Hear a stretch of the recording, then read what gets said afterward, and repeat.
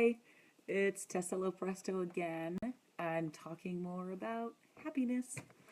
So, as I had mentioned before,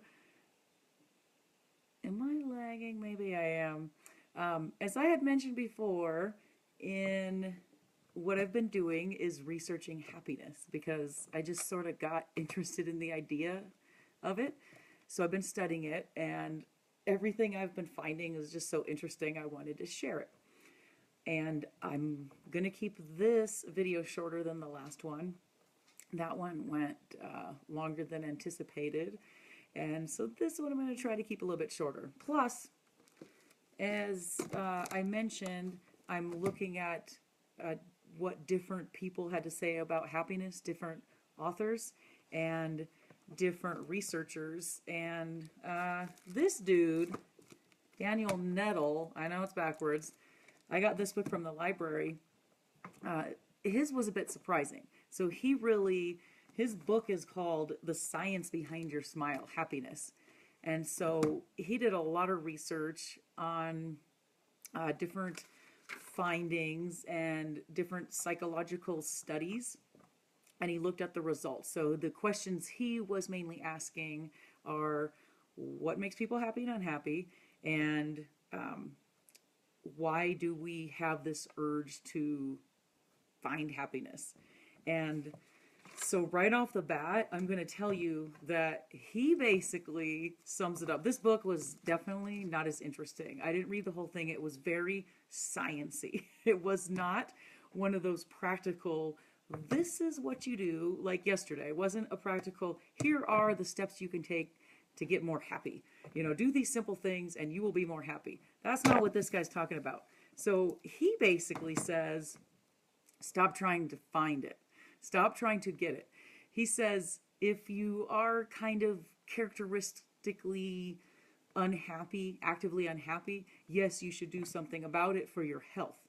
But he also says, if you generally feel that you're above average happy or just happy enough, that you're probably not going to get much better than that.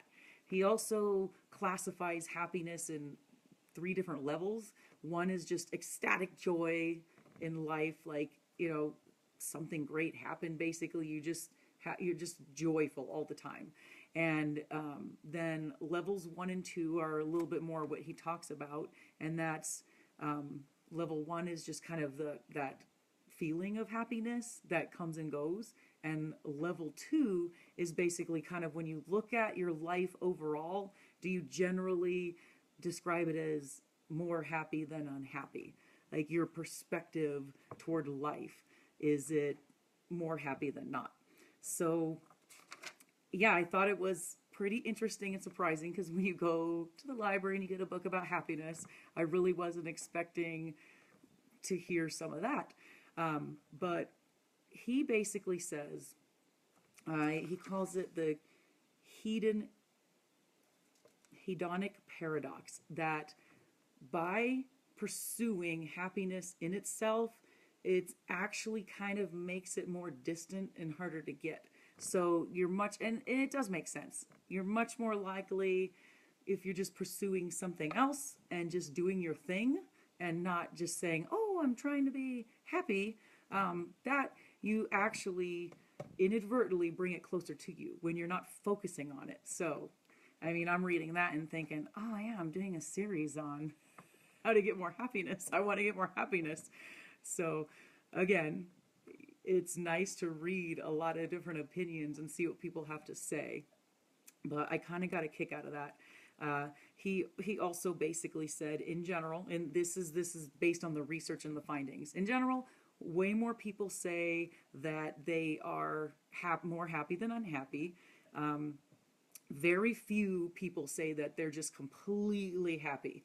And most people think that in the future they're going to be happier than they are at the moment.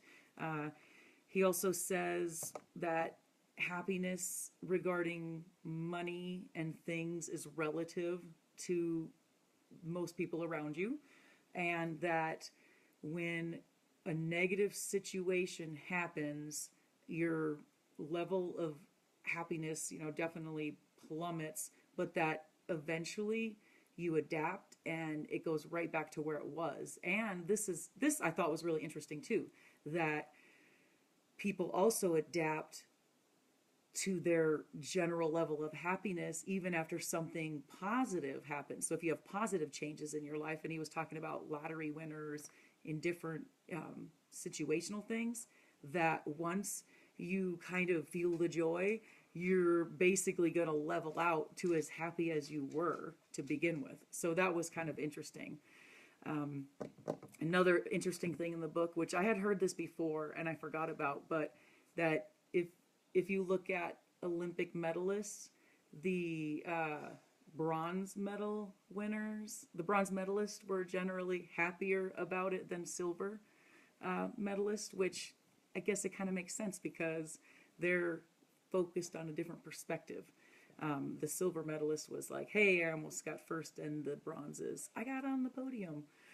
So I don't have for you right now for this list a list of things to do, except if you're listening to this guy, Daniel Nettle. He's got one essential tip for finding more happiness, and that's stop trying. Just do your thing, live your life, focus on other things, and then it'll happen. So the quote, there's actually a quote from his book that pretty much sums up his philosophy, and he says, happiness is a butterfly, which when pursued is always beyond our grasp, but which if you will sit down quietly may alight upon you. And that's a quote from Nathaniel Hawthorne. So again, this was Tessa, and I will be talking more about this for part 3 of the series, probably tomorrow. And I hope you enjoyed it. I hope you got something out of it. And thank you for listening.